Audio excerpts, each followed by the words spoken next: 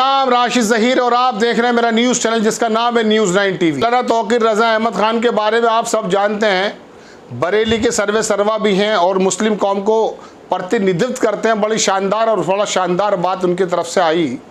Video आपको दिखाने जा रहा हूँ। कहा कि टीवी की डिबेट्स में जो मुस्लिम मौलाना बैठते हैं दाढ़ी वाले, जिनको कुछ बताया जाता है कि 5-5 हज़ार मिलते हैं, वो बेसिकली बेइज्जत होने जाते हैं और बेइज्जत खुद ही नहीं होते, पूरी की पूरी कौम को बेइज्जत करने का काम करते हैं। और दूसरी बात यह है, उन्होंने कहा कि अगर मेरा बस चले तो मेरे पास कभी एक आदमी है, आपको याद होगा, बैठे हुए हैं वहाँ पर, वो बेइज्जती सह रहे हैं।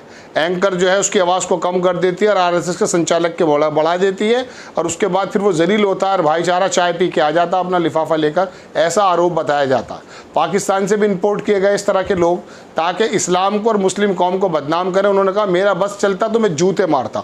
आप ये वीडियो देखें और इसके बाद फिर मैं बताऊंगा कि देवबंद ने आखिरकार अपने जो उनके रहनुमा थे, उनके जो मौलाना थे जो वहाँ से पास आउट हैं, उनको क्यों मना किया था और वो रुके हुए एक ज़माने से। पहले आप ये देखें मौलाना तौकीर रज़ा अहमद खां का बयान।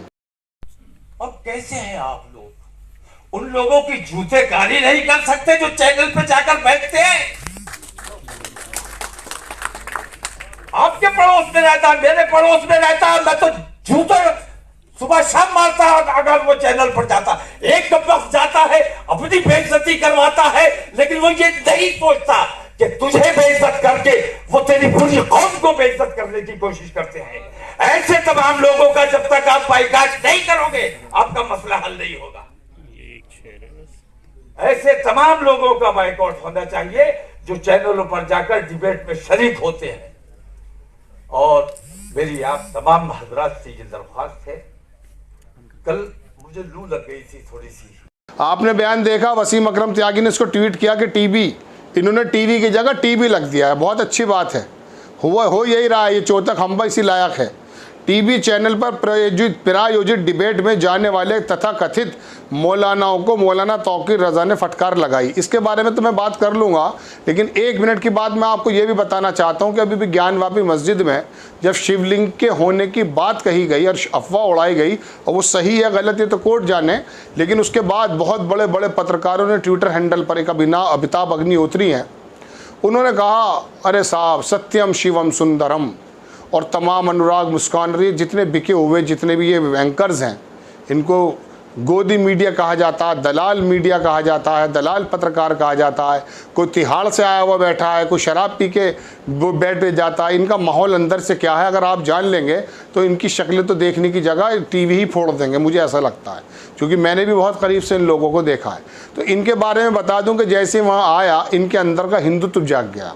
आप यथास्थिति बताएं, आपकी जिम्मेदारी है, मुस्लिम पक्ष हो या हिंदू पक्ष हो, लेकिन चूंकि बायस्ड हैं।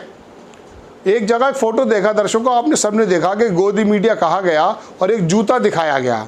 उस जूते को जो है हमारे राजनेता जो सबसे बड़े देश के हैं उनको एक कार्टून बनाया गया, उसका जूता दिखाया गया, और वो लोग जो मीडिया के हैं उसके अंदर लेडीज़ भी हैं, ये अंजना ओम कशिया पर ये टीवी वगैरह सब, इनकी लंबी लंबी ज़बानें, इन्हें कुत्तों की तरह दिखाया गया। वो कार्टून किसी ने बनाया था, लेकिन ये चरितार्थ है। इतनी गालियाँ इनको मिलती हैं, लेकिन उसकी गालियाँ को इनको फ़र्क इसलिए नहीं पड़ता चूँकि देश की 90% मीडिया पर ये लोग काबिज़ हैं और इनको मालूम है कि खाली बैठा हुआ बेरोज़गार युवा टीवी देख लेगा, या हम मोबाइल में भी घुस चुके हैं और वहाँ पर अपनी क्लिप डाल देते हैं और हंगामा क्रिएट कर करके इनको जो इंडेक्सेस बाहर से आ रहे हैं, जो बेरोज़गारी के आंकड़े आ रहे हैं, जो कोविड के अंदर मौतों का आंकड़ा WHO दे रही है, उसको मुस्तरद, उसको एक तरफ डाल करके हम इस बात पे इल्जा देंगे कि ज्ञानवापी में शिवलिंग निकला। अरे बाप रे बाप, है ना, ना कोर्ट है, ना कचहरी है, ना वकील है, ना दलीलें हैं, बस यही चीखने लगेंगी। हवाई जहाज़ों से जाते हैं, हवाई जहाज़ से आते हैं, है ना, और ये इनके आलम है। बहरहाल इसी डिबेट पर आपने देखा मुर्गे लड़ाने की बात कही गई है, कई बार हम भी गंदे हुए उसमें। कहने का मतलब ये है कि वहाँ पर वो मौलाना बैठ जाता है। उसी के बारे में मौलाना तौकीर रज़ा अहमद खान ने कहा कि मेरा बस चलते मेरे करीब का है, वो अंसार रज़ा, तुमने ध्यान होगा, वो शायद उसी के बारे में कह रहे थे, मुझे श्योर नहीं हूँ, लेकिन वो बरेली से ही ताल्लुक़ रखता है, इसलिए मैं आपको बता रहा हूँ। और बहुत सारे मौलाना हैं इस तरह के लोग इसमें बैठते हैं। उन्होंने कहा मेरा बस चले तो मैं जूते मारता इसमें। अब मैं देवबंद की बात बताने से पहले एक बात और बताऊँगा। आपको याद होगा दर्शकों, 3 तलाक के बारे में कानून आया था, उस समय वो तिवारी जी थे, क्या नाम था, कानून मंत्री, उनको हटा दिया गया, बहुत बोलते थे। उनके सामने भी लेडीज़ बैठती थी। एक प्रोग्राम में देख रहा था दर्शकों, 4 महिलाएं मुस्लिम बैठी थी, उनमें 3 महिलाओं को मैं जानता हूँ, 3 महिलाओं के 3-3 और 4-4 शादी हुई हैं। वो लोग, वो महिलाएं तलाक के बारे में अपना बातें बता रही थी जिनके खुद के घर नहीं बन पाए। ऐसी ज़बान दराज औरतें जब टीवी पर बैठ करके बताएंगी कि इस तरह से घर चलता, तलाक के बारे में वो बताएंगी, तो अब आप ये देखिए कि इस्लाम को प्रतिनिधित्व करने के लिए इनको टूल्स के रूप में कौन कौन मिले हैं। आपको याद होगा पाकिस्तान से एक तारिक फ़तेह नाम का एक भगोड़ा भेजा गया, उसने आकर के, उसका काम ही ये था कि सिर्फ़ और सिर्फ तस्लीमा नसरीन की तरह इस्लाम को बदनाम किया जाए। लेकिन क्या इस्लाम बदनाम हुआ? कोई धर्म बदनाम हो सकता है? इस इस्लाम को मानने वाले, इस्लाम जो फास्टेस्ट ग्रोइंग रिलीजन हो रहा है, जाकर देख सकते हैं। वो अंग्रेज़ जो इस्लाम को कबूल कर रहे हैं, कितना भी आप प्रोपेगेंडा कर लीजिए, कितना भी काम कर लीजिए, जो सच है, वो हक है, वो सामने आता है। बहरहाल अब मैं आपको बताता हूँ दर्शकों कि क्यों देवबंद के बारे में मैं आपको बता दूँ कि देवबंद से जो पढ़े हुए लोग होते हैं उनको कासमी कहा जाता है, मतलब उनके आगे कासमी लिखा जाता है। कोई भी मौलाना होगा, अगर वो देवबंद से फारिग होगा, यानी कि देवबंद से पास आउट होगा, मौलवी, तो उसको कासमी लगाया जाता, चूँकि मौलाना कासिम नानोतवी रहमतुल्लाह अलैह इस मदरसे को बनाने में उनका बड़ा रोल था। तो जो वहाँ से पढ़ता है उसको कासमी कहा जाता है, जो लखनऊ से पढ़ता है नदवे से, उसको नदवी कहा जाता है, और जो सहारनपुर के मदरसे से पढ़ता है उसे मज़ाहिरी कहा जाता है।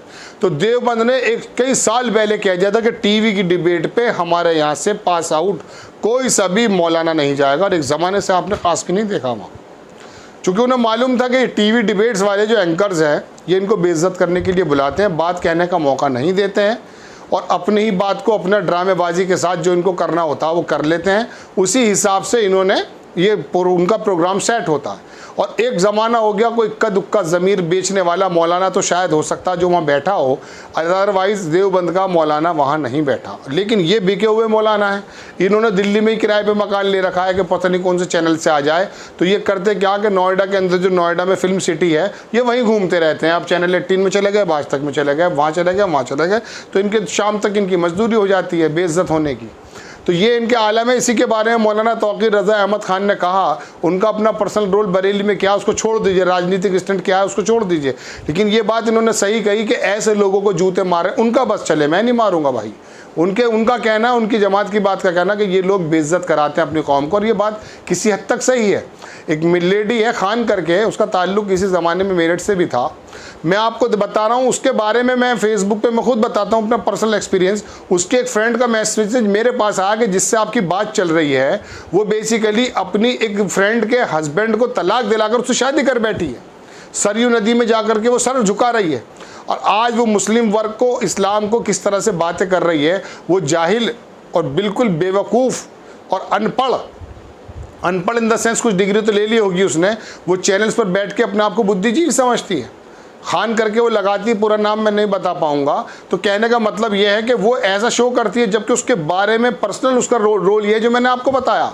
उसकी जो माता जी हैं वो भी इसी प्रकार की होंगी। तो ज़मीर बेचने वालों की कमी किसी वर्ग में नहीं, कमी नहीं है कहीं भी। हर जगह ऐसी औरतें, महिलाएं आपको मिल जाएंगे, लोग मिल जाएंगे। और यही वजह कि आपने देखा होगा कि एक मौलाना ने जो किसी महिला के थप्पड़ मारने शुरू किए, वो जेल चले गए, अब तो वो मर गए। खैर, तो ये इतनी हाइप हो जाती है कि त्यागी जो कांग्रेस आई को प्रतिनिधित्व करते हैं, जिन्होंने अमीश देवगन को कहा कि माय डियर फ्रेंड आप दल्ले हो, मैं अपनी बात से पीछे नहीं हटूंगा, उनको हार्ट अटैक हुआ। वजह यह कि वो हाइप इतनी हो जाती है, ये डिबेट्स हैं कि आदमी के मन पे आ जाती है और उसका ब्लड प्रेशर हाई हो जाता है। और ऐसा आरोप भी लगा, चर्चाएं भी हुई कि त्यागी जी की जो डेथ हुई है वो बेसिकली आधा घंटे पहले किसी जो है डिबेट से आए थे, तो ये खून के अंदर आग लगा देते हैं। तो ये इन्हीं के बारे में मौलाना तौकीर रज़ा अहमद खान ने कहा दर्शकों कि ये लोग जो हैं इस्लाम को दरअसल बदनाम करते हैं। और एक बात और भी, आखिर में बात ख़त्म कर दूंगा, आपको भी उसी में मज़ा आता है।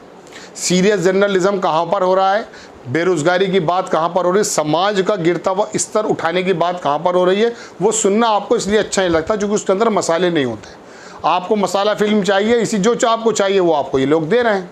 कुछ इनके पास एजेंडे सरकारों की तरफ से सेट होंगे और कुछ इनको मालूम भी है कि ज्ञानवापी पे हम सनसनी क्रिएट कर देंगे, हमारे जो टीआरपी वो लाखों में पहुंच जाएगी। लेकिन वहीं पर अगर मिसाल के तौर पर योजना आयोग का अध्यक्ष आपसे कोई बात करने लगे और वो बताने लगे कि वर्ल्ड बैंक से रिपोर्ट आने वाली है, मैं आपको बता दूंगा, और वो बता दे कि रुपया इतना गिर चुका है और इसके अंदर 2.5 लाख करोड़ रुपया, दर्शकों इस पिछले 1.5 महीने में, 1 हफ्ते पहले की बात बता रहा हूँ, बाहर के लोगों ने, जिनको FII बोलते हैं, फॉरेन इन्वेस्टर, वो निकाल चुके हैं। आपके पैरों के नीचे से ज़मीन कैसे निकल रही है इस बात का तो अंदाज़ा ही नहीं है आपको, क्योंकि आपको लगता नहीं कि ज्ञानवापी पे बड़ा मज़ा आया, बड़ा एंकर वो चीख रहा था और उसकी उन्होंने धूल उतार कर रख दी। ये हमारा भी नेचर हो चुका है।